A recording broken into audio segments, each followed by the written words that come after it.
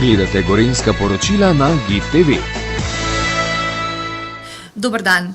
Dobrodošli na novinarski konferenci ob prvi obletnici vlade dr. Roberta Goloba, ki je svoj mandat nastopila 1. junija 2022.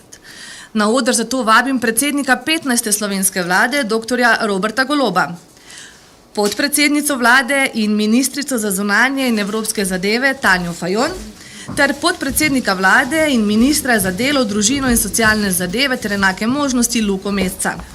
Lepo pozdravljeni. Preden predam besedo nastopajočim, pa še kratka statistika.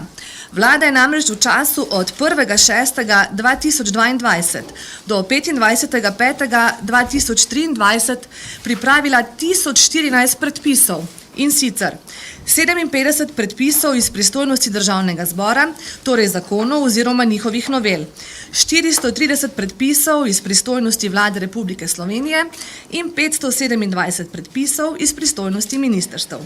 Zdaj pa gospod Mesec, izvolite. Hvala lepa in lep pozdrav. Danes mi je pripadla čast, da jaz otvorim tiskovno konferenco ob prvi obletnici vlade in vas v imenu vseh treh seveda tudi lepo pozdravljam in se vam zahvaljujem, da ste se udeležili. Sam bi začel takole. Ta vlada v svojem srcu uteleša dva pojma: svobodo in solidarnost. Svobodo, ker poskušamo graditi družbo, v kateri bo vsak lahko živel brez strahu in razvijal vse svoje zmožnosti in sposobnosti. Solidarnost pa, ker želimo vzpostavljati družbo, ki ne bo puščala nikogar zadaj, in zato postavljamo in gradimo manjkajoče člene naše socialne države. Zato bi tudi začel z Ministrstvom za solidarno prihodnost, ki, zdaj govorim z vidika naše stranke kot koalicijske partnerice, je naš najpomembnejši projekt v tej vladi. Vanj smo združili stanovanja, dolgotrajno oskrbo in ekonomsko demokracijo. To so tri polja, ki jih vidimo kot zelo pomembna za prihodnost, ampak so ki je prej imel par zaposlenih in bil dolga leta parkiran v kletnih prostorih Ministrstva za okolje in prostor, spremenili v direktorat in stanovanjsko politiko ovrednotili primerno tudi v proračunu. Letos bo na voljo za stanovanja 90 milijonov evrov, od tega 75 milijonov za investicije, kar je več kot je slovenska država namenila prej skupaj v zadnjih 20 letih, če se štejete proračunske postavke. Se pravi, letos bo na voljo več, kot je bilo prej v 20 letih skupaj. In to pomeni, da smo začeli tukaj stvari resno postavljati in premikati.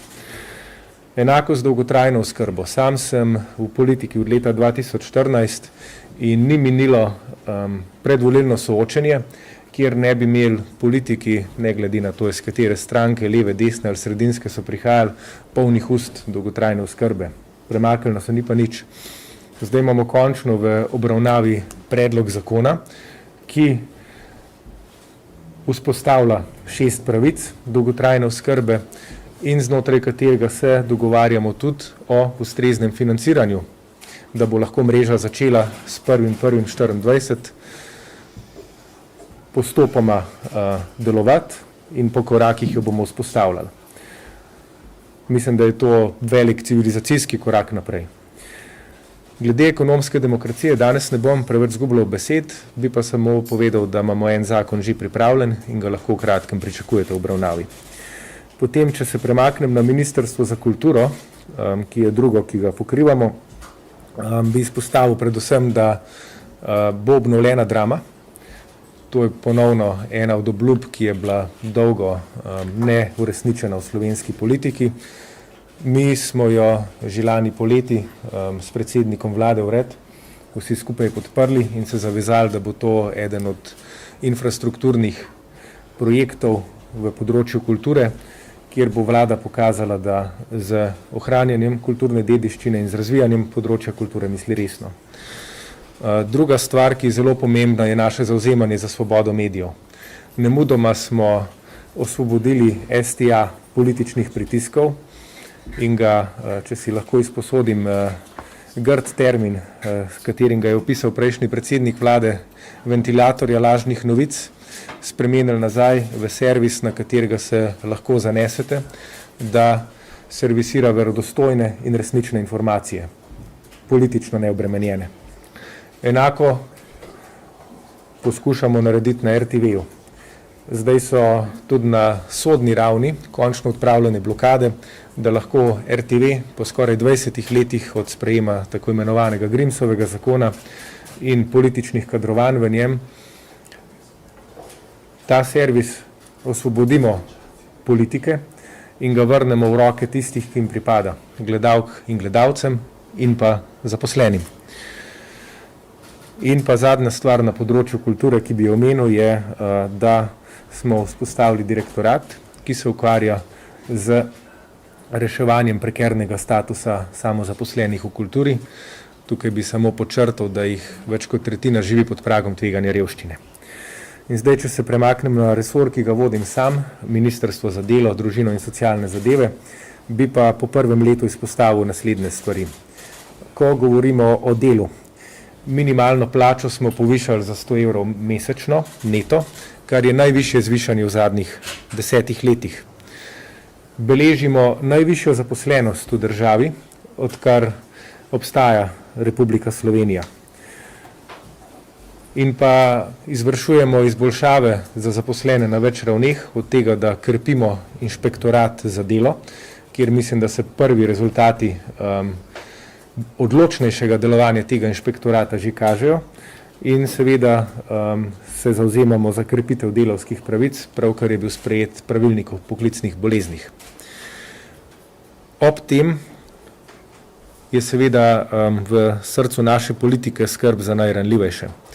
Na krizo draginje smo se odzvali tako, da so najranljivejše skupine dobile vsaj 200 evrov energetskega dodatka, tukaj govorimo o prejemnikih socialnih pomoči in varstvenega dodatka, skupaj o skoraj 75 tisoč ljudeh, ki so med najrevnejšimi v naši državi. Letos smo posebno pozornost namenili upokojencem.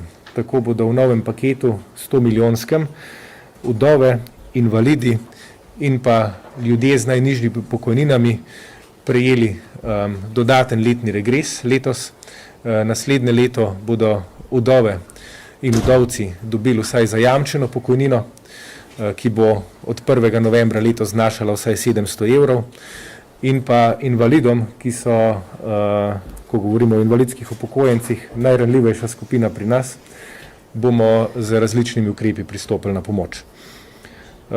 Potem, če se premaknem na polje družine, bi posebej izpostavil, da smo poskrbeli za očetovski dopust, se pravi, očetje imajo od našega mandata naprej 60 dni neprenosljivega očetovskega dopusta. Čez zimo so vsi otroci, skupaj 327 tisoč, dobili dvojni otroški dodatek, in pa v našem mandatu je bilo izpolnjeno dolgoletno prizadevanje, da se lahko tudi istospolni pari poročijo in posvojijo otroke. Se pravi, so njihove pravice izenačene z pravicami raznospolnih. In pa na koncu bi se posebej zahvalil invalidom, invalidkam in njihovih skupnosti za konstruktivno sodelovanje doslej na področju osebne asistence, ki ga intenzivno prenavljamo zadnje 3 mesece. In tukaj pa predvsem gre za hvala in pa hkrati moje zagotovilo, da je namen teh prizadevanj, da osebno asistenco kot poseben sistem skrbstva za invalide ohranimo, jo razvijemo in pa naredimo še bolj pravično, kot je danes. Evo, tukaj bi pa jaz ustavil, ker mislim, da sem svojih 5 minut, kolikor mi jih je bilo dodeljenih, že presegel.